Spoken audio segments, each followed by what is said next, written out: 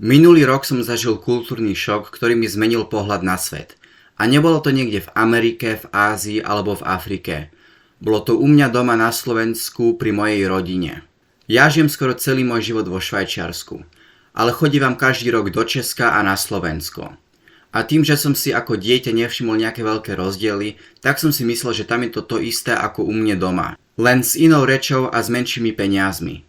Tento pohľad sa mi ale zmenil, keď som bol v Lani stanovať a zoznámil som sa s ľuďmi v mojom veku. Jeden sa ma spýtal, ako sa mi tam žije, a tak sme sa postupne dostali aj k ľuďom. A ja som povedal, že my tam máme veľa cudzincov, že v triede mám jednu z Číny, niekoho z Latinskej Ameriky, z Balkánu a že tam máme ľudia z celého sveta. A ja som si myslel, že toto je normálne, tak som sa ho spýtal, že aké zaujímavé národnosti on má v triede. A on mi povedal, že žiadne. Ja som to nepochopil. Žiadne? To fakt?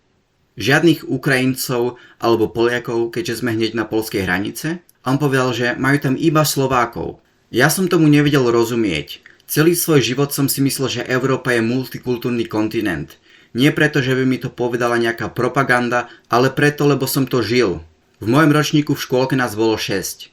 Ja, 2 Černošky, 1 Turk, 1 Macedónka a 1 Švajčiarka. A takto to pokračovalo cez moje celé detstvo, až po ten moment, keď mi môj kamarát z Oravy toto povedal. A zmenilo to môj pohľad na svet. Lebo už pred rokom som vedel, že cudzinci robia viacej kriminality ako domáci a že v Amerike sú Afroameričania tá najviac kriminálnejšia skupina. Ale bral som to ako časť života, že proste také to je a nedá sa nič zmeniť. Až po tento moment, keď som si uvedomil, že existujú miesta, dokonca celé krajiny, kde ľudia nepoznajú žiadnych cudzincov, kde proste ľudia žijú medzi sebou, medzi vlastnou národnosťou. A uvedomil som si, že títo ľudia nepoznajú tie isté problémy ako ja. Problémy ako sú teroristické útoky, problémy ako sú zvýšená kriminalita, alebo problémy ako byť menšina vo vlastnom domove. Ľudia na Slovensku o tomto nevedia, lebo s tým nemusia žiť. Ale viete, o čom ľudia na Slovensku vedia? Vedia, že krajiny ako sú Švajčiarsko, Nemecko a Francúzsko majú väčšie HDP, majú lepšie ekonomické podmienky, majú opravené cesty, majú dobré cesty, majú lepšie školstvo a tak ďalej. A predsa každý z nás chce mať viacej peňazí, opravené cesty, lepšie školstvo a dôchodku, z ktorej sa dá žiť. A keď sa ľudia na to pozrú, kto v týchto krajinách vládne, tak sú to hlavne progresívci a liberálni konzervatívci, ktorí pustili milióny migrantov do vlastných krajín. A preto sa nám na Slovensku zdá, že toto je cesta k úspechu. Ešte hlavne aj keď to mainstreamové médiá ako Denník N hovoria. Ale viete, o čom Denník N nehovorí? O 17-ročnému Luisovi, ktorý bol zabitý 5 migrantama, ktorí sa pritom filmovali a smiali sa mu pritom, ako zomieral. Denník N nehovorí o tých 250 000 dievčat, ktorí boli vo Veľkej Británii znásilnené migrantmi z Pakistánu. A nehovoria o tisíckach iných ľudí, ktorí boli zabití, napadnutí alebo znásilnení rôznymi migrantmi. Áno, sem tam napíšu nejaký článok o Henry Novákovi alebo o mužovi, ktorému jeden sudanský imigrant skoro urezal hlavu.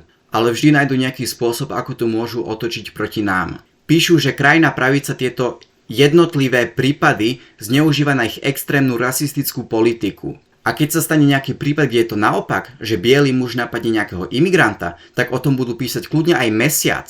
Vidíme to teraz po útoku na Inda v Nitre. Už týždeň počujeme od progresívcov, ako za toto môžu Slováci, voliči republiky a že rasizmus je problém. Áno, rasizmus je problém voči pôvodným európskym obyvateľom. A na vine sú všetci progresívci, ktorí podporujú túto samovraždu z nenávisti voči Európanom. A ja tu neobvinujem voličov PSK alebo ľudí, ktorí si úprimne myslia, že migrácia nám zlepší krajinu, tak ako to urobila západným krajinám. Ale korelácia sa nerovná kauzalite. Nepotrebujeme migrantov na to, aby sme mali lepší život. V roku 1950 už boli západnej krajiny najúspešnejšie v celom svete a vtedy nemali žiadnych migrantov. A aj dneska je to možné. Poľsko napríklad neprijal skoro žiadnych migrantov a už sú na úrovni západnej Európy.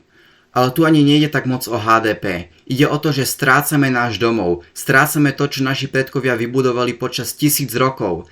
A naše budúce generácie, naše deti strácajú svoje dedičstvo. A ľudia v tých západných krajinách už stratili svoju vlast. Francúzsko už nikdy nebude také, aké to kedysi bolo, aj keď budeme úspešní, čo sa týka remigrácie. A toto je smutné, že ľuď, ktorý nám dal toľko úžasných vynálezov, je ohrozený vyhynutím. My smutíme nad vyhnutím nejakého zvierata a keď počujeme, že nejaké zviera je ohrozené, tak sa snažíme všetko preto urobiť, aby to tak nebolo, aby sme ho zachránili. Tak prečo sa nesnažíme zachrániť nás, keď vieme, že ak nič neurobíme, tak za pár 10 ročí sa staneme menšinou vo vlastnom domove v našich vlastných krajinách a za pár staročí už možno vôbec nebudeme existovať. Cesta bude dlhá a náročná. Rekonkista Španielska a Portugalska tiež trvala skoro 700 rokov.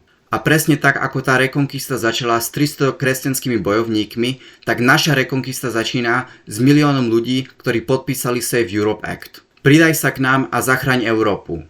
Odkaz k Save Europe Actu nájdeš dole v popise. A ak žiješ na Slovensku a chceš sa stať dobrovoľníkom, tak sa prihlás na webovej stránke alebo napíš mi cez Instagram a ja ťa pridám do telegramovej skupiny. A potom sa uvidíme 3. októbra na demonštrácii v Bratislave.